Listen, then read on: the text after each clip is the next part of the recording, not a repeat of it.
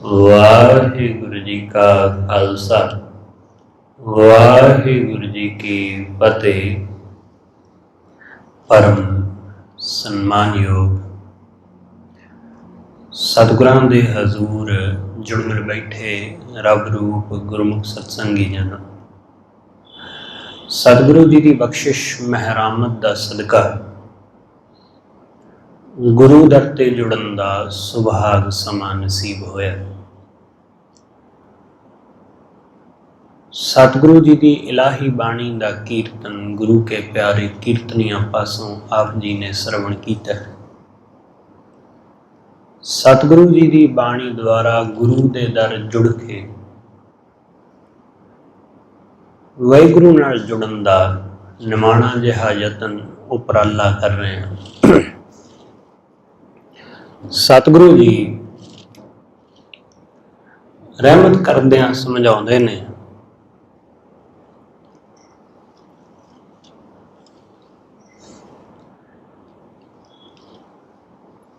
कि मनुख दे जीवन विच जे मनुख नूं पुछो तां दुखां तो बिना होर कुछ भी नहीं है। तुसीं किसी भी आदमी नूं पुछ लवो वो दुख नाल ही भरिया होया है। बेअंत तरह के दुख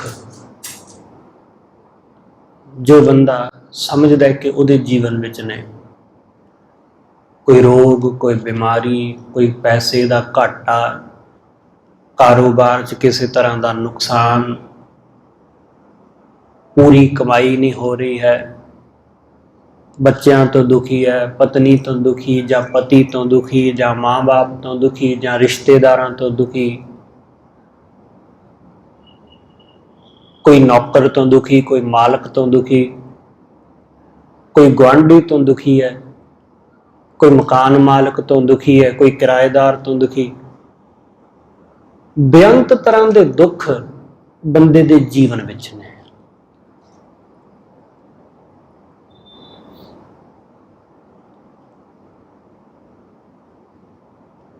संसारक जीव हाँ असीं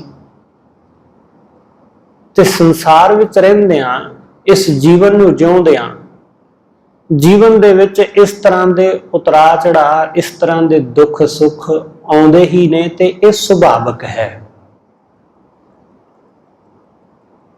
जिवें हुण मौसम बदल रहा है, मौसम के बदलण नाल शरीर विच थोड़ा जिहा कुछ बदलाव होवेगा, जिस करके असीं कुछ समय लिए बीमार भी पै सकते हैं। बुखार हो सकता है, सर्दी लग सकती है, खंघ रेशा जुकाम, ये मौसम बदल रहा तो यह सुभाविक है कि होवेगा ही। इसे तरह ही यह साडा जीवन है। इस जीवन दे विच दुख सुख आवेगा ही। इस सुभाविक तौर पर यह दुख सुख पैदा हुंदा ही रहेगा। इसलिए कुछ कुदरती तौर पर है तो कुछ बंदा अपनियां गलतियां करके दुख सहेड़ लैंदा है कि इसका वरतो विहार चंगा ना होवे तां दुख ये खुद सहेड़ लैंदा है। इसनूं गलबात करन दा ढंग ना होवे तां भी ये दुख सहेड़ लैंदा है। कुदरती तौर पर जो दुख सुख आउंदा है वो तो आउंदा ही है, पर बहुत सारे लोग अपनियां कमियां अपनियां गलतियां करके भी दुख सहेड़ते हैं।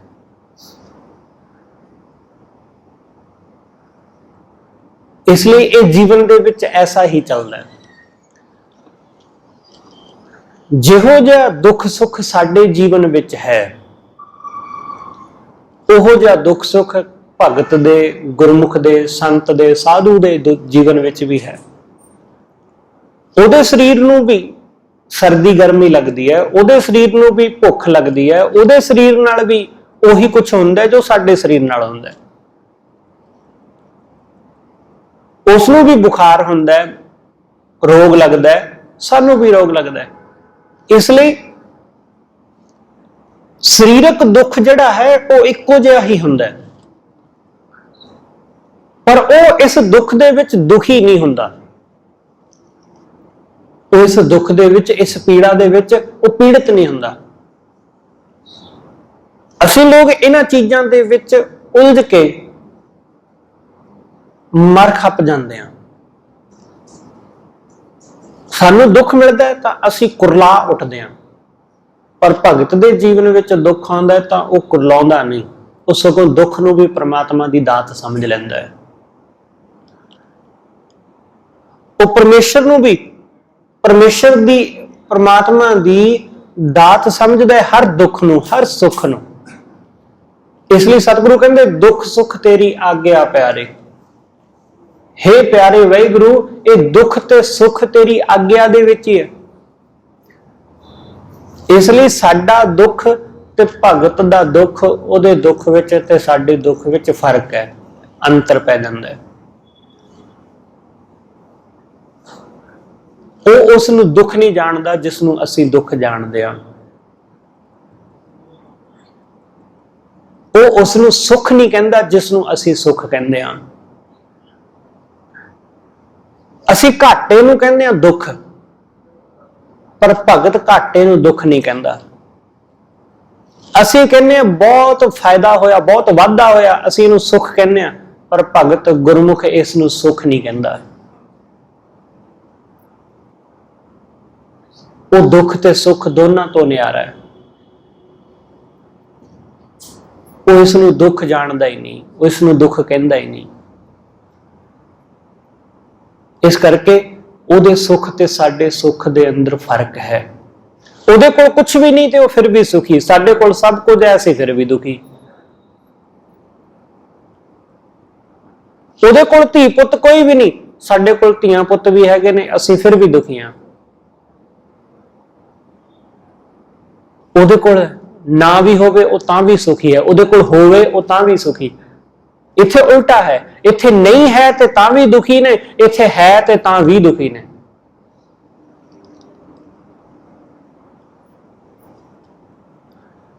असीं हर गल विच दुखी ही हां। जे धी पुत विआहया गया लोग तां भी दुखी ने, ते जे नहीं विआहया गया तां भी दुखी ने। हर गल विच दुखी होई नजर आउंदे हैं। कुछ मिल गया तां भी, कुछ नहीं मिलिया तां भी। तंदुरुस्त हो गए हैं तां भी ते रोगी हो गए हैं तां भी, दोनों गल्लां विच दुखी ही दिखाई दिंदे हैं। रोगी बंदा दुखी होवे गल समझ आउंदी कि हाँ बंदा रोगी है जी, शरीर बड़ी दिक्कत विच है, बीमार है, इस करके बंदा दुखी है। समझ आएगी कि हाँ कि ठीक है भाई कि रोग है इस करके दुख है। पर जे तंदुरुस्त है, तंदुरुस्त होके भी दुखी है, फिर की कमांगे? फिर कमांगे कि इस आदमी दा मानसिक संतुलन ठीक नहीं है। क्योंकि तंदुरुस्त होने के बावजूद भी दुखी, चीजां होने के बावजूद भी दुखी, धी पुत होने के बावजूद भी दुखी, सब कुछ होने के बावजूद भी दुखी है, तो फिर इसका मतलब इस बंदे दे अंदर कोई नुक्स है।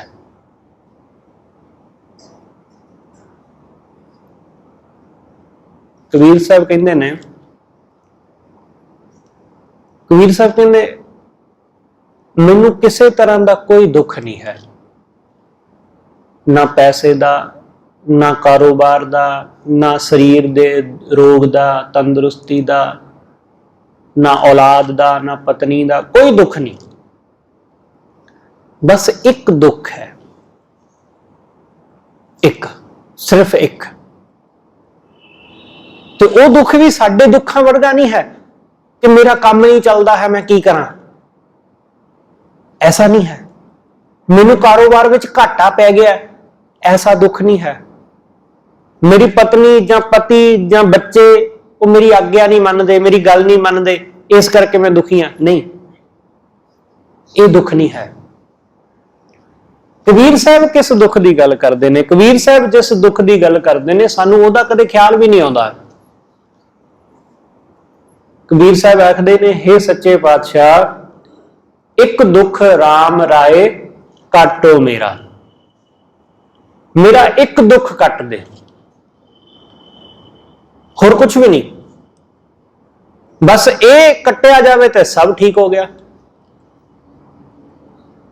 क्योंकि जिथों रोग पैदा हुंदा है, जिथों दुख शुरू हुंदा है, जे उथों ही उसनूं पकड़ लिया जाए तो रोग शुरू ही नहीं होगा।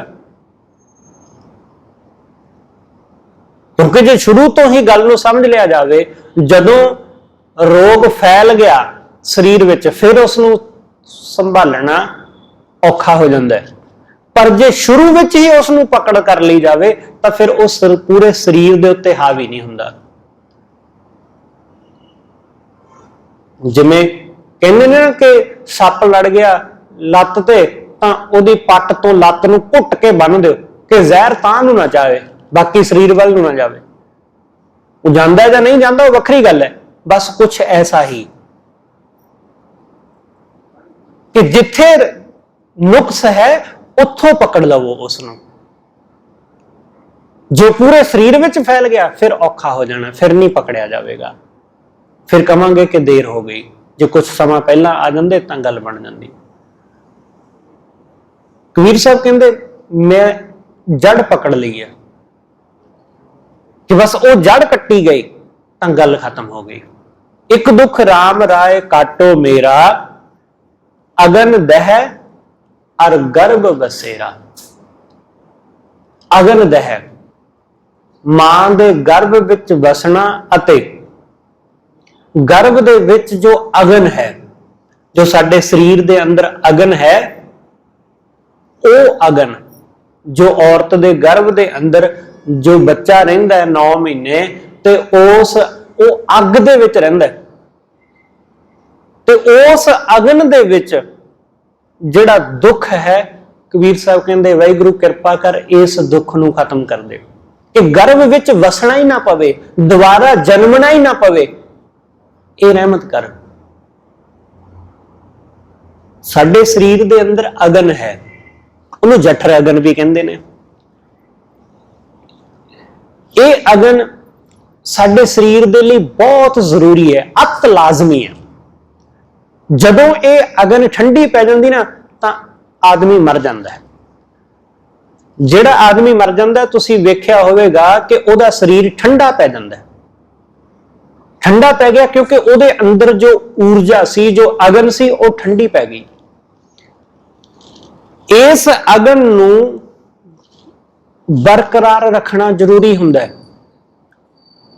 इसलिए साडे शरीर दे विच कुछ रोग जिहड़े पैदा हुंदे ने ना, उन्हां रोगां दे पैदा होण दा एक पेट दे रोग खास करके उन्हां रोगां दे पैदा होण दा एक कारण कि असीं इस शरीर दी अगन नूं, पेट दी अगन नूं, इस नूं असीं गलत मलत चीजां दे नाल तहस नहस कर लैंदे हां। जिवें रोटी दे नाल पानी, ये जिहड़ी अगन है, जिहड़ा असीं खाना खांदे हां, रोटी खांदे हां, ਉਹ रोटी ਉਹ खाना ਜਦੋਂ ਸਾਡੇ शरीर ਵਿੱਚ ਜਾਂਦਾ ਤਾਂ ਉਸ ਖਾਣੇ ਨੂੰ ਹਜ਼ਮ ਕਰਨ ਵਾਸਤੇ ਊਰਜਾ ਚਾਹੀਦੀ ਹੈ, ਅਗਨ ਚਾਹੀਦੀ ਹੈ।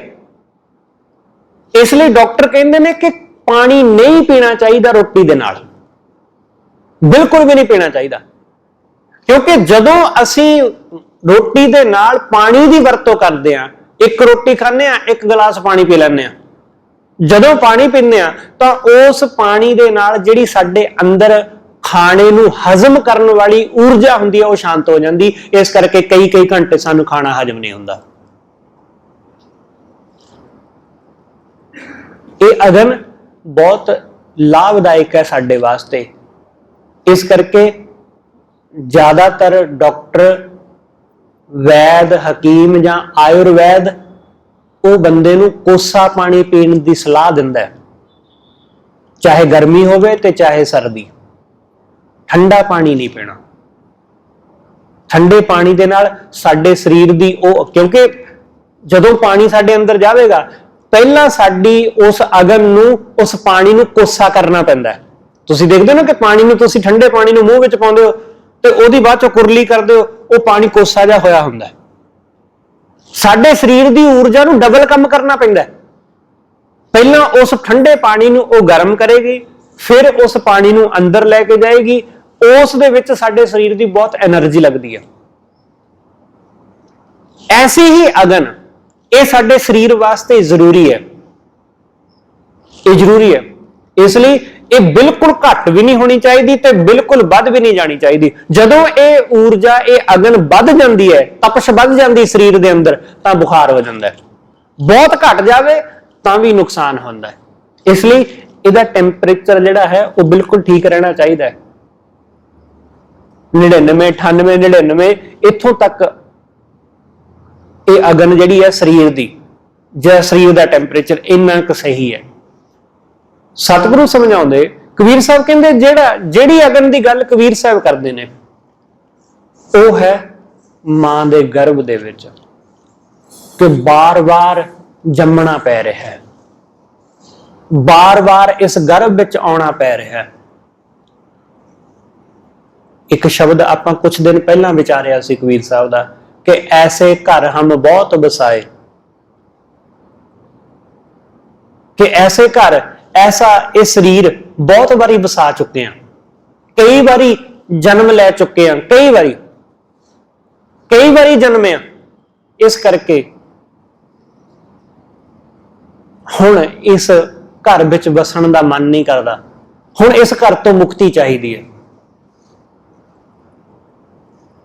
ਸਾਡੇ ਸਮਾਜ ਵਿੱਚ ਜਾਂ ਕਈ ਦੇਸ਼ਾਂ ਵਿੱਚ ਤੇ ਐਸਾ ਹੈ ਹੀ ਹੈ। ਅੱਜ ਕੱਲ ਇੱਥੇ ਵੀ ਐਸਾ ਹੀ ਚੱਲ ਰਿਹਾ ਟ੍ਰੈਂਡ, ਜਾਂ ਕੁਝ ਐਸਾ ਹੀ ਬਦਲਦਾ ਜਾ ਰਿਹਾ। ਕੈਨੇਡਾ, ਅਮਰੀਕਾ ਵਰਗੇ ਦੇਸ਼ਾਂ ਵਿੱਚ ਲੋਕ ਇੱਕ ਘਰ ਦੇ ਵਿੱਚ ਬਹੁਤੀ ਦੇਰ ਰਹਿੰਦੇ ਨਹੀਂ। 2 ਸਾਲ, 2.5-3 ਸਾਲ, ਵੱਧ ਤੋਂ ਵੱਧ 4 ਜਾਂ 5 ਸਾਲ, ਉਸ ਤੋਂ ਬਾਅਦ ਘਰ ਬਦਲ ਲੈਂਦੇ ਨੇ। ਇਸੇ ਤਰ੍ਹਾਂ ਚੱਲਦਾ। ਮੈਂ ਖੁਦ ਵੇਖਿਆ ਹੈ ਕਿ ਕੈਨੇਡਾ ਦੇ ਵਿੱਚ, ਕਿ ਜਦੋਂ ਮੈਂ ਪਹਿਲੀ ਵਾਰ ਗਿਆ ਤਾਂ ਜਿਨ੍ਹਾਂ ਦੇ ਘਰ ਰੋਕਿਆ ਉਹਨਾਂ ਨੇ ਪਹਿਲਾਂ ਕਿਸੇ ਹੋਰ ਜਗ੍ਹਾ ਰਹਿੰਦੇ ਸਨ। ਜਦੋਂ ਦੂਸਰੇ ਸਾਲ ਮੈਂ ਗਿਆ ਤਾਂ ਉਦੋਂ ਉਹਨਾਂ ਨੇ ਘਰ ਬਦਲ ਲਿਆ, ਤੇ ਬਾਅਦ ਵਿੱਚ ਦੁਬਾਰਾ ਗੱਲ ਹੋਈ, ਉਹ ਕਹਿੰਦੇ ਜੀ ਹੁਣ ਅਸੀਂ ਫਿਰ ਘਰ ਚੇਂਜ ਕਰ ਲਿਆ। ਇਸੇ ਤਰ੍ਹਾਂ ਚੱਲਦਾ। ਬਹੁਤੇ ਲੋਕ ਐਸਾ ਹੀ, ਉਹ ਇੱਕ ਥਾਂ ਟਿਕਦੇ ਨਹੀਂ, ਉਹ ਅੱਗੇ ਤੋਂ ਅੱਗੇ ਚੱਲਦੇ ਰਹਿੰਦੇ ਨੇ, ਮੂਵ ਕਰਦੇ ਰਹਿੰਦੇ ਨੇ। ਉਹਨਾਂ ਨੂੰ ਪੁੱਛੋ ਕਿ ਕਿਉਂ, ਉਹ ਕਹਿੰਦੇ ਜੀ ਇੱਕ ਘਰ ਦੇ ਵਿੱਚ ਬੋਰ ਹੋ ਜਾਈਦਾ, ਇਸ ਲਈ ਜਗ੍ਹਾ ਬਦਲ ਲੈਂਦੇ ਆ, ਦੂਸਰਾ ਘਰ ਬਣਾ ਲਈਦਾ, ਪੁਰਾਣਾ ਵੇਚ ਦਿੰਦੇ ਆ, ਦੂਸਰਾ ਬਣਾ ਲੈਂਦੇ ਆ, ਜਾਂ ਹੋਰ ਜਗ੍ਹਾ ਕਿਸੇ ਵਧੀਆ ਜਗ੍ਹਾ, ਵਧੀਆ ਲੋਕੇਸ਼ਨ ਤੇ ਲੈ ਲੈਂਦੇ ਆ, ਉੱਥੇ ਲਾਣ। ਹਰ ਜਗ੍ਹਾ ਬੰਦਾ ਘੁੰਮ ਲੈਂਦਾ, ਕਦੇ ਕਿਤੇ ਸ਼ਹਿਰ ਬਦਲ ਲੈਂਦਾ, ਮੁਹੱਲਾ ਬਦਲ ਲੈਂਦਾ, ਸ਼ਹਿਰ ਬਦਲ ਲੈਂਦਾ, ਫਿਰ ਕਿਸੇ ਹੋਰ ਜਗ੍ਹਾ ਚਲਿਆ ਜਾਂਦਾ। ਪਰ ਇਹ ਸਿਲਸਿਲਾ ਇਸੇ ਤਰ੍ਹਾਂ ਜਾਰੀ ਰਹਿੰਦਾ ਹੈ। ਐਸਾ ਹੀ ਕਿ ਬੰਦਾ ਭਟਕਦਾ ਰਹਿੰਦਾ, ਇੱਕ ਘਰ ਤੋਂ ਦੂਜੇ ਘਰ, ਦੂਜੇ ਤੋਂ ਤੀਜੇ, ਤੀਜੇ ਤੋਂ ਚੌਥੇ, ਪਿੰਡ ਤੋਂ ਸ਼ਹਿਰ ਆ ਜਾਂਦਾ ਹੈ, ਸ਼ਹਿਰ ਤੋਂ ਫਿਰ ਵੱਡੇ ਸ਼ਹਿਰ ਵੱਲ ਨੂੰ ਮੂੰਹ ਕਰਦਾ ਹੈ, ਵੱਡੇ ਸ਼ਹਿਰ ਤੋਂ ਕਹਿੰਦਾ ਚਲੋ ਹੁਣ ਕੈਨੇਡਾ ਅਮਰੀਕਾ ਜਾ ਵਸਦੇ ਆ। ਇਸੇ ਤਰ੍ਹਾਂ ਹੀ ਉਹਦਾ ਸਾਰੀ ਜ਼ਿੰਦਗੀ, ਇਹ ਜੀਵਨ ਵਿੱਚ ਵੀ ਇਹੀ ਗੇੜ ਰਹਿੰਦਾ ਤੇ ਮਾਂ ਦੇ ਗਰਭ ਵਿੱਚ ਵੀ, ਤੇ ਬਾਰ-ਬਾਰ ਜਨਮਦਾ, ਬਾਰ-ਬਾਰ ਜਨਮਦਾ। ਕਬੀਰ ਸਾਹਿਬ ਕਹਿੰਦੇ ਐਸੇ ਘਰ ਬਹੁਤ ਵਸਾ ਲਏ ਨੇ, ਪਰ ਹੁਣ ਨਹੀਂ ਇਸ ਘਰ ਵਿੱਚ ਵਸਣਾ, ਹੁਣ ਨਹੀਂ, ਹੁਣ ਇਸ ਘਰ ਤੋਂ ਮੁਕਤੀ, ਹੁਣ ਮੁਕਤ ਹੋ ਜਾਈਏ, ਇਸ ਲਈ ਹੁਣ ਨਹੀਂ ਵਸਣਾ ਹੈ, ਹੁਣ ਮੁਕਤ ਹੋਣਾ ਹੀ ਚਾਹੁੰਦਾ ਮੈਂ। ਇਸ ਕਰਕੇ ਇੱਕ ਦੁੱਖ ਰਾਮ ਰਾਏ ਕਾਟੋ ਮੇਰਾ, ਹੇ ਵਾਹਿਗੁਰੂ ਕਿਰਪਾ ਕਰ ਇੱਕ ਦੁੱਖ ਕੱਟ ਦੇ। ਅਗਨ ਦਹਿ ਔਰ ਗਰਭ ਵਸੇਰਾ, ਗਰਭ ਦੇ ਵਿੱਚ ਜਿਹੜਾ ਵਸਣਾ ਹੈ ਉਹ ਇਹ ਦੁੱਖ ਕੱਟ ਦੇ, ਗਰਭ ਦੀ ਅਗਨ ਤੋਂ ਬਚਾ ਲੈ, ਕਿ ਜਨਮਣਾ ਨਾ ਪਵੇ, ਬਾਰ-ਬਾਰ ਜੰਮਣਾ ਨਾ ਪਵੇ, ਜਨਮ ਮਰਨ ਦੇ ਗੇੜ ਵਿੱਚ ਨਾ ਪੈਣਾ ਪਵੇ। ਬਸ ਇਹ ਕਿਰਪਾ ਕਰ, ਇਹ ਰਹਿਮਤ ਕਰ। ਆਪਾਂ ਬਚਨ ਪੜ੍ਹਦੇ ਨਾ ਕਿ ਮਾਤ ਦੇ ਮਾਂ ਗਰਭ ਵਿੱਚ ਬੇਸ਼ੱਕ ਪ੍ਰਮਾਤਮਾ ਨੇ ਹੀ ਬਚਾਇਆ, ਮਾਤ ਗਰਭ ਮੈਂ ਆਪਨ ਸਿਮਰਨ ਦੇ ਤਾਂ ਤੁਮ ਰਾਖਣ ਹਾਰੇ, ਕਿ ਉੱਥੇ ਵੀ ਬੇਸ਼ੱਕ ਪ੍ਰਮਾਤਮਾ ਹੀ ਰੱਖਣ ਵਾਲਾ ਹੈ। ਇਸ ਲਈ ਕਬੀਰ ਸਾਹਿਬ ਕਹਿੰਦੇ ਜੇ ਇਸ ਜਨਮ ਤੋਂ ਬੰਦਾ ਬਚ ਗਿਆ ਤਾਂ ਫਿਰ ਉਹ ਮਰਨ ਤੋਂ ਵੀ ਬਚ ਜਾਏਗਾ, ਜੇ ਸੁੱਖ ਤੋਂ ਬਚ ਗਿਆ ਤਾਂ ਦੁੱਖ ਤੋਂ ਵੀ ਬਚ ਜਾਏਗਾ, ਕਿਉਂਕਿ ਜਨਮ ਤੋਂ ਬਾਅਦ ਹੀ ਮੌਤ ਆਉਣੀ ਹੈ, ਸੁੱਖ ਤੋਂ ਬਾਅਦ ਹੀ ਦੁੱਖ ਆਵੇਗਾ। ਅਸੀਂ ਸੁੱਖ ਤੇ ਚਾਹੁੰਦੇ ਆ ਪਰ ਦੁੱਖ ਨਹੀਂ ਚਾਹੁੰਦੇ, ਜਨਮ ਤੇ ਚਾਹੁੰਦੇ ਆ ਪਰ ਮੌਤ ਨਹੀਂ ਚਾਹੁੰਦੇ। पर यह भुल जाने आ कि जन्म तो बाद अगली गल मौत है, दिन तो बाद अगली गल रात है, सुख तो बाद अगली गल दुख है। असीं इस गल नूं भुल जाने, पर एक गल चेते रखते हैं कि एक सुख वाधा घाटा नहीं, सुख चाहिए, दुख नहीं चाहिए, पर दुख नाल नाल आवेगा ही आवेगा। जिवें जन्म दे नाल बाकी चीजां आउणगियां आउणगियां, जन्म बचपन, बचपन नाल जवानी आवेगी, तो जवानी तो बाद फिर बुढ़ापा आवेगा जे जीवन रहा तो जे बुढ़ापा आया तो फिर यह भी पक्की गल है कि मौत भी अज भलके आने वाली ही है। इसलिए चीजां नाल दी नाल तुरियां होईयां ने। यह नहीं कहा जा सकता कि जवान बचपन आ गया तो हुण जवानी नहीं आवेगी। हाँ, जो जीवन रहा, जो कुछ साल होर है ने, तो फिर जवानी मगर मगर तुरी आ रही है, तो जवानी आ गई है तो फिर बुढ़ापा भी पिछे पिछे आ रहा है। जिन्होंने गुरु नानक साहब कहते ना कि जर आई जोबन हारिया, कि जवानी दे अगे जो बुढ़ापे दे अगे जोबन हार जाएगा, जर आ जाएगी, बुढ़ापा आ जाएगा। इस करके सतगुरु कहते हैं कि हे वाहिगुरु कृपा कर कि इथों ही गल खत्म हो जाए, कि आही दुख कि जन्म दा, मां दे गर्भ विच वसण दा, गर्भ दी अगन दे विच सड़न दा, ये दुख कृपा करके कट दे, बस होर कुछ नहीं। कबीर साहब कहते जे मुख पांचों अमृत खाए, जिस मुख नाल तू पंजा अमृतां दा पान करना है, अमृत छकदा है, खांदा है रोज, अनाज, घ्यो, शहद, खंड, ये सारे अमृत ही तो ने। सतगुरु कहते हैं जेड़े तू अमृत रोज छकदा है, दुध भी उहदे विच ही है, कि दुध, खंड, शहद, घ्यो, अनाज, ये सब जो तू रोज छकदा है, ये अमृत है।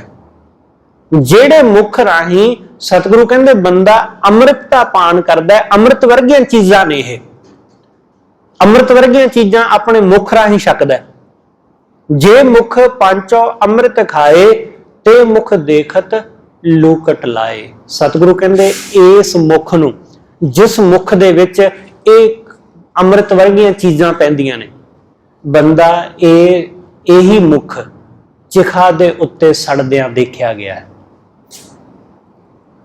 ते मुख लूकट, लूकट कहते ने चौती लाउणी जां चिखा नूं अग लाउणी। सतगुरु कहते इस मुख नूं, इन्ने सोहणे मुखड़े नूं, जिस मुख दे विच बंदा तरह तरह दीयां चीजां पाउंदा खाण वास्ते, इस मुख नूं, इस मूंह नूं अपने हत्थी लोक अग लाउंदे ने। चिखा दे विच इस नूं सड़दियां देखिया गया। हम ते मुख देखत, वीर साहब कहते उस मुख नूं देखदियां देखदियां चिखा नसीब हो जाती है। ऐसा ही असी सब ने वेख्या, सब ने ऐसा ही है कि इस मुख नूं सड़ना ही पैंदा है अगन दे विच। अगन दे विच ये मुख सड़दा ही है, ये खत्म हुंदा ही है।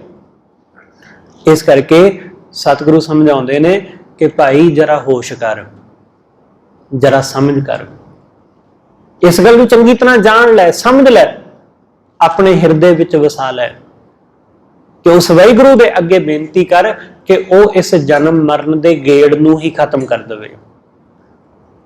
गर्भ विच वसन की गल ही मिट जाए। जो गर्भ विच ही ना वसे तो फिर मरण दे गेड़ विच किवें पवांगे, क्योंकि जन्मांगे तो मरांगे। इसलिए जदों गर्भ दे विचों ही आउणा खत्म हो गया तो फिर उस परमात्मा दे विच लीन हो ही जावांगे। इस करके सतगुरु कहंदे ये जिहड़ा मुख है ये सड़ जाएगा, ये शरीर काया मिट्टी दे विच मिट्टी हो जाएगी। इसलिए उस वाहिगुरू को बेनती कर कि एक दुख राम राय काटो मेरा, अगन दह और गर्भ वसेरा, कि गर्भ दी अगन दे विच वसना, उहदे विच सड़ना, इस नूं कृपा करके खत्म कर देवो। हे वाहिगुरू रहमत कर, आ दुख कट दे। रहाओ काया विगूती बहु विध भांति। सतगुरु कहते ये जिहड़ी काया है, काया मतलब शरीर, ये देही, ये जिहड़ी देही है विगूती, ये बहुत तरह नाल खज्जल हुंदी है जदों इस शरीर दी मौत, शरीर दे विचों जिंद निकल जाती है, बंदे दी मौत हो जाती उदों। काया विगूती, काया नूं बहुत खज्जल होना पैंदा, बहुत भांति बहुत तरीकिਆਂ नाल। हो जा रहे को गड्ड ले माटी, क्योंकि इस शरीर नूं मरण तो बाद इहदे नाल जो मर्जी कर दो, इसनूं की फर्क पैंदा। जदों आदमी मर ही गया तां इस आदमी नूं चाहे मिट्टी विच गड्ड दिओ कबर विच, चाहे इस नूं अग दे विच साड़ देवो चिखा ते, चाहे इस शरीर नूं पानी दे विच गंगा दे विच रोड़ दिओ किसे दरिया विच, तां की फर्क पैंदा है। सतगुरु कहंदे इह देही रुलदी है बाद विच, इह शरीर खज्जल हुंदा है। आपां बचन पढ़दे हां सतगुरु जी दा, सतगुरु कहंदे ने बाणी अंदर, सतगुरु कहंदे कि एक दज्जै एक दब्बियां एक ना कुत्ते खां है, एक पानी विच उसट्टियां एक भी फिर हसन पा है। इस धरती दे उपर कई तरह के लोग वसदे ने ते उन्हें लोकां दियां कई तरह दियां मनौतां ने। जिवें कुछ लोग ने वो जदों ये शरीर मर जाता है, मौत हो जाती बंदे दी, तां इस शरीर नूं ना वो अगन भेंट करते हैं, ना इस नूं मिट्टी विच दफन करते हैं, ना इनू पानी विच रोड़ते हैं। वो की करते हैं, वो इस शरीर नूं गिरजां दे अगे जां जानवरां दे अगे सुट दिंदे ने। तुसीं हो सकदा कोई ऐसी वीडियो देखी होवे कि लाशां सुट दित्तियां जांदियां गिरजां दे अगे, तां ओह उहनां नूं खांदियां ने। सतगुरु कहंदे कुत्तियां दे अगे जां ऐसे जानवरां दे अगे सुट दित्ता जांदा है शरीर नूं, तां उस शरीर नूं खा लैंदे ने। कुछ ने ओह इस शरीर नूं वैसा ही किसी खूह दे विच लटका दिंदे ने, भी फिर हसन पा है कि खूह दे विच लटका दिता कि उस नूं आपे कीड़े मकोड़े खा लैणगे, जानवर जां कोई शिकारी पंछी उस नूं खा के उहनूं हजम कर जाणगे। खूह विच बन टंग दिता जांदा है, जां उस नूं किसे पानी विच रोड़ दिता जांदा है। अध सड़िया कर, कई अध सड़िया करके पानी विच रोड़ दिंदे ने, कई वैसे पानी विच रोड़ दिंदे ने। सतगुरु समझाउंदे, सतगुरु कहंदे भाई कि इस काया दा बाद विच की हशर हुंदा है, ये रुलदी है। सतगुरु का एक होर बचन है कि यह काया असीं रुलदी देखी है। इस करके काया विगूती बहु भांति को जारे को गड्ड ले माटी, कोई इसनूं जाल दिंदा है, कोई इसनूं मिट्टी विच गड्ड दिंदा है। इस शरीर दे अंदर जो जिंद है वह कित्थे जांदी है, वह किसी नूं नहीं पता है। को जारे को गड्ड ले माटी, कह कबीर हर चरण दिखावो। कबीर साहब कहंदे हे सच्चे पातशाह किरपा करो, अपने चरण दिखावो, अपने चरणों के नाल जोड़ लवो। हे सतगुरु जी रहमत करो, अपने चरणों नाल जोड़ लवो, इस तो पहला के मौत आ जावे। ऐसा ना होवे, कबीर साहब कहंदे पाछे ते जम क्यों ना पठावो, बाद विच भावें जम नूं भेज दिओ, बाद विच भावें मौत आ जावे, कोई गल नहीं, पर मौत दे आउण तो पहला किरपा करो अपने चरणों नाल जोड़ लवो।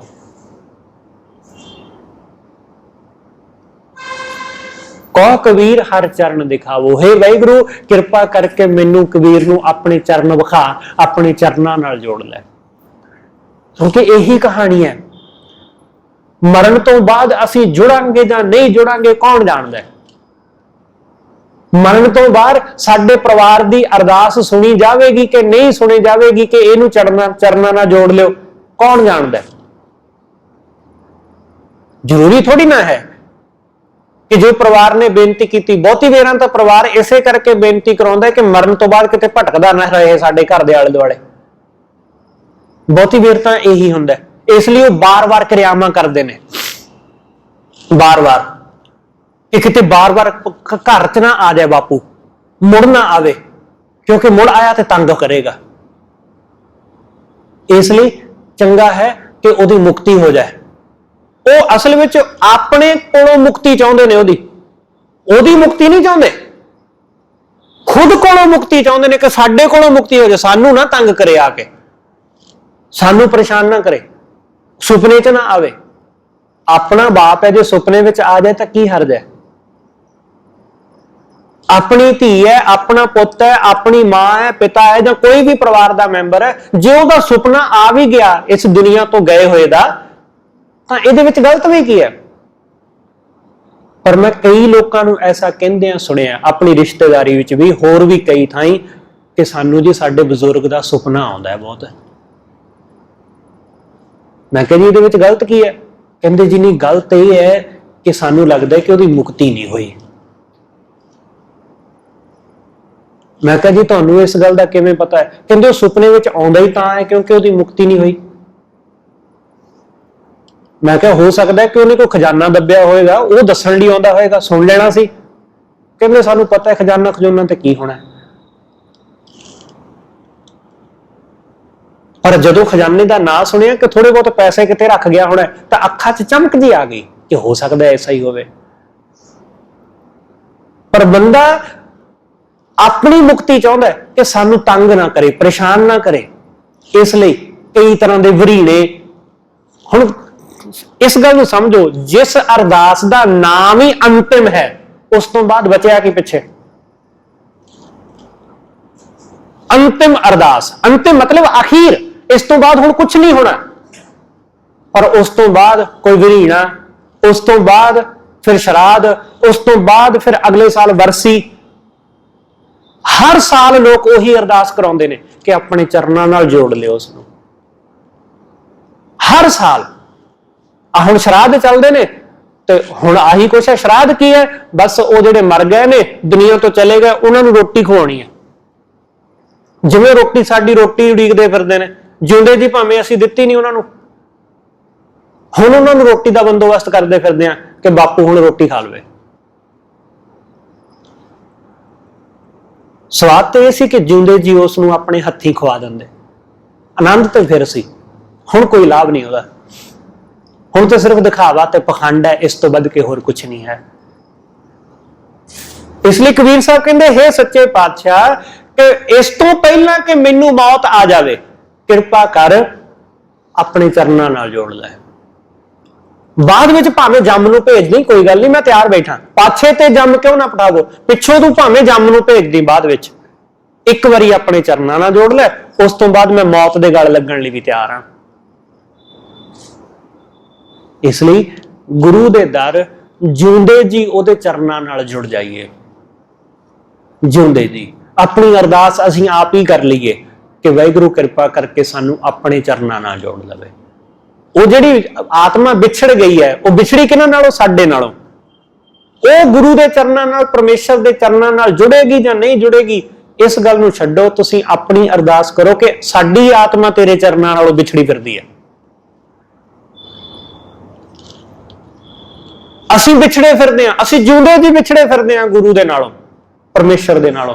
इसलिए सतगुरु किरपा करके साडी विछड़ी हुई रूह नूं अपने चरनां नाल जोड़ लवे। शरीर इत्थे बैठा है, साडी जिंद पता नहीं कित्थे ख्याल सुपने लैंदी फिरदी है। इसलिए ये विछड़ी हुई साडी जिंद, ये गुरु दे चरनां नाल जुड़ जावे। इसलिए तुसी गुरु रामदास महाराज दे शंत पढ़ोगे बिहागड़ा राग विच, उहदे विच सारे शंत जिंदड़ी नूं संबोधन करके ही लिखे ने गुरु साहब ने। जिंद नूं संबोधन करके कि हे जिंदड़ीए, कि पता नहीं अगला साह आवे कि ना आवे, तू परमेश्वर दा नाम लै, तू उहदे चरनां नाल जुड़, तू इधर उधर विछड़ी फिरदियां, भटकी फिरदियां, तू परमेश्वर दा नाम लै। सतगुरु रहमत करे आपां सब गुरु दे दर जुड़ के उस वाहिगुरू दे नाल सांझ पा के अपने जीवन नूं, इस विछड़ी हुई जिंद नूं, विछड़े हुए मन नूं गुरु दे चरनां नाल जोड़ सकी। अज गुरु अंगद साहब महाराज जी दा गुरता गद्दी दिवस है। उन्होंने जो घालना घाली है, ओदी कोई होर दूसरी मिसाल नहीं है। सिख कैसा होना चाहिए, तो इसकी सब तो वड्डी उदाहरण भाई लहणा है गुरु अंगद साहब ने, कि ऐसी सहनशीलता, ऐसी निम्रता होर किसे विच नहीं वेखी गई। कि सिक्खी किसनूं कहंदे ने, कि सिक्खी किवें कमाई दी है, ये सानू भाई लहणा जी ने दसिया, गुरु अंगद साहब ने। तो गुरु नानक साहब महाराज जी ने ਇੰਨਾ ਕੁ ਉਹਨਾਂ ਨੂੰ ਪਰਖਿਆ ਤੇ ਭਾਈ ਲਹਿਣਾ ਹਰ ਪਰਖ ਵਿੱਚ ਪੂਰਾ ਉਤਰਿਆ। ਗੁਰੂ ਨਾਨਕ ਸਾਹਿਬ ਨੇ ਬੜੀਆਂ ਚੋਟਾਂ ਕੀਤੀਆਂ, ਜਿਵੇਂ ਮੂਰਤੀ ਘਾੜਾ ਪੱਥਰ ਦੇ ਉੱਤੇ ਬੇਅੰਤ ਚੋਟਾਂ ਕਰਦਾ, ਇੱਕ ਨਹੀਂ ਚੋਟ ਕਰਦਾ, ਹਜ਼ਾਰਾਂ ਵਾਰ ਉਹ ਹਥੋੜੇ ਦੇ ਨਾਲ, ਛੈਣੀ ਦੇ ਨਾਲ ਪੱਥਰ ਨੂੰ ਮਾਰਦਾ, ਪੱਥਰ ਨੂੰ ਛਿੱਲਦਾ, ਤੇ ਪੱਥਰ ਉਹ ਹਜ਼ਾਰਾਂ ਚੋਟਾਂ ਸਹਿਣ ਤੋਂ ਬਾਅਦ ਫਿਰ ਉਹ ਮੂਰਤੀ ਬਣ ਜਾਂਦਾ ਤੇ ਲੋਕ ਉਹਨੂੰ ਮੱਥੇ ਟੇਕਦੇ ਨੇ। ਗੁਰੂ ਨਾਨਕ ਸਾਹਿਬ ਨੇ ਐਸੀਆਂ ਹੀ ਚੋਟਾਂ ਭਾਈ ਲਹਿਣੇ ਦੇ ਉੱਤੇ ਬੇਅੰਤ ਕੀਤੀਆਂ ਤੇ ਹਰ ਚੋਟ ਨੂੰ ਭਾਈ ਲਹਿਣਾ ਸਹਿ ਗਿਆ, ਬਹੁਤੇ ਲੋਕ ਨਹੀਂ ਸਹਿ ਸਕੇ। ਇੱਕ ਆਖਰੀ ਘਟਨਾ ਜਿਹੜੀ ਗੁਰੂ ਨਾਨਕ ਸਾਹਿਬ ਮਹਾਰਾਜ ਜੀ ਨੇ ਸਭ ਨੂੰ ਪਰਖਣ ਲਈ ਬਣਾਈ, ਸਾਖੀਕਾਰ ਲਿਖਦੇ ਨੇ ਕਿ ਉਸ ਵਕਤ ਕੋਈ 20,000 ਦੇ ਕਰੀਬ ਸਿੱਖ ਸੰਗਤਾਂ ਕਰਤਾਰਪੁਰ ਸਾਹਿਬ ਦੇ ਵਿੱਚ ਮੌਜੂਦ ਸੀ। ਗੁਰੂ ਨਾਨਕ ਸਾਹਿਬ ਮਹਾਰਾਜ ਜੀ ਨੇ ਬੜਾ ਭਿਆਨਕ ਜਿਹਾ ਰੂਪ ਧਾਰਨ ਕੀਤਾ। ਉਹਨਾਂ ਨੇ ਆਪਣੇ ਕੋਲ ਕੁਝ ਪੈਸੇ, ਕੁਝ ਸਿੱਕੇ, ਕੁਝ ਹੀਰੇ, ਕੁਝ ਮੋਤੀ ਉਹਨਾਂ ਨੇ ਇੱਕ ਗੁਥਲੀ ਦੇ ਵਿੱਚ ਪਾ ਕੇ ਆਪਣੇ ਲੱਕ ਨਾਲ ਬੰਨ੍ਹ ਲੈਣੇ, ਹੱਥ ਦੇ ਵਿੱਚ ਪਕੜ ਲਿਆ ਇੱਕ ਛੁਰਾ, ਇੱਕ ਉਹਨਾਂ ਦੇ ਹੱਥ ਦੇ ਵਿੱਚ ਸੋਟੀ ਹੈ, ਤੇ ਫਿਰ ਉਹਨਾਂ ਦੇ ਕੋਲ ਨੇ ਕੁਝ ਕੁੱਤੇ, ਸ਼ਿਕਾਰੀ ਕੁੱਤੇ, ਤੇ ਉਹਨਾਂ ਨੂੰ ਲੈ ਕੇ ਬੜਾ ਭਿਆਨਕ ਜਿਹਾ ਰੂਪ, ਅਜੀਬ ਜਿਹੇ ਕੱਪੜੇ ਪਾ ਕੇ ਗੁਰੂ ਨਾਨਕ ਸਾਹਿਬ ਕਰਤਾਰਪੁਰ ਸਾਹਿਬ ਤੋਂ ਨਿਕਲ ਗਏ। ਜਦੋਂ ਸਿੱਖਾਂ ਨੇ ਵੇਖਿਆ ਕਿ ਗੁਰੂ ਸਾਹਿਬ ਨੇ ਇਹ ਕੀ ਰੂਪ ਬਣਾਇਆ, ਤਾਂ ਸਾਰੇ ਸਿੱਖ ਉਹਨਾਂ ਦੇ ਮਗਰ ਤੁਰ ਪਏ। ਜਿੰਨੀ ਸੰਗਤ ਕਰਤਾਰਪੁਰ ਵਿੱਚ ਮੌਜੂਦ ਸੀ ਸਭ ਉਹਨਾਂ ਦੇ ਮਗਰ ਤੁਰ ਪਈ, ਸਭ ਉਹਨਾਂ ਦੇ ਪਿੱਛੇ ਪਿੱਛੇ ਤੁਰੇ ਜਾ ਰਹੇ ਨੇ। ਜਦੋਂ ਕਰਤਾਰਪੁਰ ਤੋਂ ਬਾਹਰ, ਕਰਤਾਰਪੁਰ ਦੀ ਜੂਹ ਵਿੱਚ ਗੁਰੂ ਸਾਹਿਬ ਪਹੁੰਚੇ ਤੇ ਉਹ ਰੁਕ ਗਏ। ਉਹਨਾਂ ਨੇ ਪਿੱਛੇ ਮੁੜ ਕੇ ਵੇਖਿਆ ਤਾਂ ਜਿਹੜੇ ਉਹਨਾਂ ਦੇ ਕੋਲ ਸਿੱਕੇ ਸਨ, ਸਤਿਗੁਰੂ ਜੀ ਨੇ ਉਹ ਸੁੱਟ ਦਿੱਤੇ, ਸੰਗਤ ਵੱਲ ਨੂੰ ਉਹ ਸਿੱਕੇ ਸੁੱਟ ਦਿੱਤੇ, ਤੇ ਬਹੁਤੇ ਲੋਕ ਉਹ ਸਿੱਕੇ ਚੁੱਕ ਲੈਂਦੇ ਨੇ, ਉਹ ਪੈਸੇ, ਉਹ ਸਿੱਕੇ ਚੁੱਕ ਲੈ, ਕਿਉਂਕਿ ਕਈ ਵਾਰੀ ਬੰਦੇ ਦੇ ਮਨ ਵਿੱਚ ਹੁੰਦਾ ਕਿ ਗੁਰੂ ਸਾਹਿਬ ਦੇ ਹੱਥ ਲੱਗੇ ਨੇ, ਇਹਦੇ ਨਾਲ ਬੜੀ ਬਰਕਤ ਆਊਗੀ। ਇਹੋ ਜੀ ਭਾਵਨਾ ਦੇ ਨਾਲ ਹੋ ਸਕਦਾ ਹੈ ਕਿ ਬਹੁਤ ਸਾਰੇ ਲੋਕਾਂ ਨੇ ਉਹ ਸਿੱਕੇ ਚੁੱਕ ਲਏ ਤੇ ਵਾਪਸ ਮੁੜ ਗਏ। ਥੋੜੀ ਦੇਰ ਹੋਰ ਜਾ ਕੇ ਗੁਰੂ ਸਾਹਿਬ ਨੇ ਅੱਗੇ ਕੁਝ ਜਿਹੜੇ ਉਹਨਾਂ ਦੇ ਕੋਲ ਹੀਰੇ ਮੋਤੀ ਸਨ ਉਹ ਬਖੇਰ ਦਿੱਤੇ, ਉਹਨਾਂ ਦੇ ਵੱਲ ਨੂੰ ਮਾਰੇ, ਤਾਂ ਕੁਝ ਕੁ ਨੇ ਉਹਨਾਂ ਨੂੰ ਪਕੜਿਆ ਤੇ ਉਹ ਵੀ ਵਾਪਸ ਮੁੜ ਗਏ। ਤੇ ਹੁਣ ਥੋੜੇ ਜਿਹੇ ਸਿੱਖ ਬਚੇ। ਜਦੋਂ ਥੋੜੇ ਜਿਹੇ ਬਚੇ ਤਾਂ ਗੁਰੂ ਸਾਹਿਬ ਨੇ ਉਹਨਾਂ ਉੱਥੋਂ ਪੱਥਰ ਚੁੱਕ ਕੇ ਉਹਨਾਂ ਦੇ ਮਾਰੇ ਕਿ ਭਾਈ ਜਾਓ। ਹੁਣ ਜਿਨ੍ਹਾਂ ਨੇ ਪੈਸੇ, ਜਿਨ੍ਹਾਂ ਵਾਰੀ ਪੈਸੇ ਸੁੱਟੇ ਜਾਂ ਹੀਰੇ ਸੁੱਟੇ, ਉੱਥੇ ਬੜੇ ਖੁਸ਼। ਹੁਣ ਜਿਨ੍ਹਾਂ ਦੇ ਪੱਥਰ ਪਏ ਉਹ ਬੜੇ ਦੁਖੀ ਕਿ ਗੁਰੂ ਨਾਨਕ ਸਾਹਿਬ ਦੇ ਪੱਥਰ ਮਾਰਦੇ ਨੇ। ਕੁਛ ਕੁ ਪੱਥਰਾਂ ਤੋਂ ਡਰਦੇ ਕਿ ਗੁਰੂ ਨਾਨਕ ਸਾਹਿਬ ਪਤਾ ਨਹੀਂ ਅੱਜ ਗੁੱਸੇ ਵਿੱਚ ਕਿਉਂ ਨੇ, ਉਹ ਪਿੱਛੇ ਮੁੜ ਗਏ। ਗੁਰੂ ਨਾਨਕ ਸਾਹਿਬ ਫਿਰ ਅੱਗੇ ਜਾਂਦੇ ਨੇ। ਜਦੋਂ ਉਹਨਾਂ ਨੇ ਦੇਖਿਆ ਕਿ ਹਾਲੇ ਵੀ ਬਹੁਤ ਸਾਰੇ ਲੋਕ ਉਹਨਾਂ ਦੇ ਮਗਰ ਨੇ, ਤਾਂ ਉਹਨਾਂ ਨੇ ਆਪਣੇ ਸ਼ਿਕਾਰੀ ਕੁੱਤੇ ਜਿਹੜੇ ਨਾਲ ਲੈ ਕੇ ਆਏ ਸਨ, 2-3, ਉਹਨਾਂ ਨੂੰ ਛੱਡ ਦਿੱਤਾ। ਤੇ ਜਦੋਂ ਕੁੱਤੇ ਹੁਣ ਲੋਕਾਂ ਦੇ ਮਗਰ ਭੱਜੇ ਤਾਂ ਹੁਣ ਫਿਰ ਸਭ ਵਾਪਸ ਮੁੜ ਤੁਰੇ। ਕੁਛ ਕੁ ਬਚੇ ਅਖੀਰ, ਤਾਂ ਗੁਰੂ ਸਾਹਿਬ ਨੇ ਥੋੜੀ ਦੂਰ ਜਾ ਕੇ ਉਹਨਾਂ ਨੂੰ ਕਿਹਾ ਕਿ ਭਾਈ ਵਾਪਸ ਮੁੜ ਜਾਓ, ਸਾਡੇ ਮਗਰ ਆਉਣ ਦਾ ਕੋਈ ਲਾਭ ਨਹੀਂ ਤੁਹਾਨੂੰ।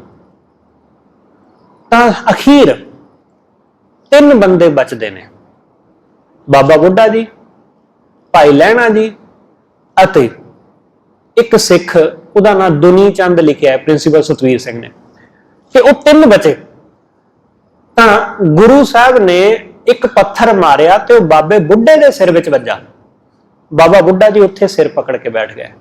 ਦੂਸਰਾ ਪੱਥਰ ਭਾਈ ਦੁਨੀ ਚੰਦ ਦੇ ਵੱਜਾ, ਇਹ ਉੱਥੇ ਹੀ ਬਹਿ ਗਿਆ। ਗੁਰੂ ਨਾਨਕ ਸਾਹਿਬ ਫਿਰ ਅੱਗੇ ਚਲੇ ਗਏ। ਅੱਗੇ ਗਏ ਤਾਂ ਉਹਨਾਂ ਨੇ ਪਿੱਛੇ ਦੇਖਿਆ ਕਿ ਲਹਿਣਾ ਮਗਰ ਮਗਰ ਆ ਰਿਹਾ ਹੈ। ਗੁਰੂ ਨਾਨਕ ਸਾਹਿਬ ਨੇ ਕਿਹਾ ਕਿ ਜਦ ਬਾਕੀ ਸਾਰੇ ਮੁੜ ਗਏ, ਤੈਨੂੰ ਸਮਝ ਨਹੀਂ ਆਈ, ਤੂੰ ਕਿਉਂ ਪਿੱਛੇ ਤੁਰਿਆ ਆ ਰਿਹਾ? ਤਾਂ ਭਾਈ ਲਹਿਣੇ ਨੇ ਕਿਹਾ ਜੀ, ਜਿਹਨੂੰ ਪੈਸੇ ਚਾਹੀਦੇ ਸੀ ਉਹ ਪੈਸੇ ਲੈ ਕੇ ਮੁੜ ਗਿਆ, ਜਿਹਨੂੰ ਹੀਰੇ ਚਾਹੀਦੇ ਸੀ ਉਹ ਹੀਰੇ ਲੈ ਕੇ ਮੁੜ ਗਿਆ, ਜਿਹਨੂੰ ਜੋ ਚਾਹੀਦਾ ਸੀ ਉਹ ਲੈ ਕੇ ਮੁੜ ਗਿਆ। ਕਈ ਡਰਦੇ ਮੁੜ ਗਏ ਕਿ ਗੁਰੂ ਨਾਨਕ ਪੱਥਰ ਮਾਰਨਗੇ, ਤੇ ਗੁਰੂ ਨਾਨਕ ਨੇ ਤਾਂ ਕੁੱਤੇ ਛੱਡ ਦਿੱਤੇ ਸਾਡੇ ਉੱਪਰ। ਕਈ ਡਰਦੇ ਮੁੜ ਗਏ। ਸਤਿਗੁਰੂ ਕਹਿੰਦੇ ਫਿਰ ਤੂੰ ਕਿਉਂ ਨਹੀਂ ਮੁੜਿਆ?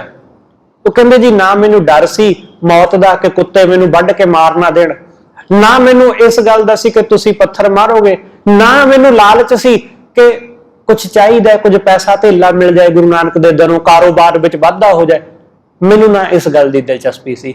ਫਿਰ ਉਹਨਾਂ ਨੇ ਕਿਹਾ ਫਿਰ ਤੈਨੂੰ ਕੀ ਚਾਹੀਦਾ? ਤਾਂ ਗੁਰੂ ਅੰਗਦ ਸਾਹਿਬ ਨੇ ਕਿਹਾ ਕਿ ਤੁਹਾਡੇ ਤੋਂ ਬਿਨਾਂ ਹੋਰ ਕੁਝ ਨਹੀਂ ਸੀ ਚਾਹੀਦਾ, ਬਸ ਇਸ ਲਈ ਤੁਹਾਡੇ ਮਗਰ ਮਗਰ ਤੁਰਿਆ ਆ ਰਿਹਾ। ਗੁਰੂ ਅੰਗਦ ਸਾਹਿਬ ਮਹਾਰਾਜ ਦਾ ਸ਼ਲੋਕ ਹੈ, ਗੁਰੂ ਬਣਨ ਤੋਂ ਬਾਅਦ ਉਹਨਾਂ ਨੇ ਉਚਾਰਨ ਕੀਤਾ ਹੈ ਕਿ ਕਿਸੇ ਹੀ ਕੋਈ ਕੋਏ ਮੰਨ ਨਿਵਾਣੀ ਇੱਕ ਤੂੰ, ਕਿ ਕਿਸੇ ਦਾ ਕੋਈ ਹੋ ਸਕਦਾ, ਕਿਸੇ ਦਾ ਕੋਈ, ਮੇਰਾ ਤੇ ਸਿਰਫ ਤੂੰ ਹੀ ਹੈ, ਤੇਰੇ ਤੋਂ ਬਿਨਾਂ ਮੇਰਾ ਹੋਰ ਕੋਈ ਨਹੀਂ ਹੈ, ਸਿਰਫ ਤੂੰ ਹੀ ਹੈ ਬਸ। ਇਸ ਲਈ ਉਹਨਾਂ ਨੇ ਇਹ ਆਖਿਆ ਕਿ ਤੇਰੇ ਤੋਂ ਬਿਨਾਂ ਗੁਰੂ ਨਾਨਕ ਸਾਹਿਬ ਮਹਾਰਾਜ ਮੇਰਾ ਹੋਰ ਕੋਈ ਨਹੀਂ। ਤਾਂ ਗੁਰੂ ਨਾਨਕ ਸਾਹਿਬ ਨੇ ਉਸ ਤੋਂ ਬਾਅਦ ਫਿਰ ਉਹਨਾਂ ਨੂੰ ਅੱਜ ਦੇ ਦਿਨ ਆਪਣੀ ਜਗ੍ਹਾ ਬਿਠਾ ਕੇ ਉਹਨਾਂ ਨੂੰ ਮੱਥਾ ਟੇਕ ਕੇ ਗੁਰਿਆਈ ਬਖਸ਼ ਦਿੱਤੀ, ਅਤੇ ਜੋ ਬਾਣੀ ਸੀ ਉਹ ਸਾਰੀ ਬਾਣੀ ਦਾ ਖਜ਼ਾਨਾ ਉਹਨਾਂ ਨੇ ਭਾਈ ਲਹਿਣੇ ਦੀ ਝੋਲੀ ਵਿੱਚ ਪਾ ਕੇ ਉਹਨਾਂ ਨੂੰ ਮੱਥਾ ਟੇਕ ਕੇ ਪਰਿਕਰਮਾ ਕਰਕੇ ਗੁਰੂ ਥਾਪ ਦਿੱਤਾ। ਅੱਜ ਦੇ ਦਿਨ ਗੁਰੂ ਅੰਗਦ ਸਾਹਿਬ ਮਹਾਰਾਜ ਗੁਰਤਾ ਗੱਦੀ ਤੇ ਵਿਰਾਜਮਾਨ ਹੋਏ। ਸਤਿਗੁਰੂ ਰਹਿਮਤ ਕਰਨ।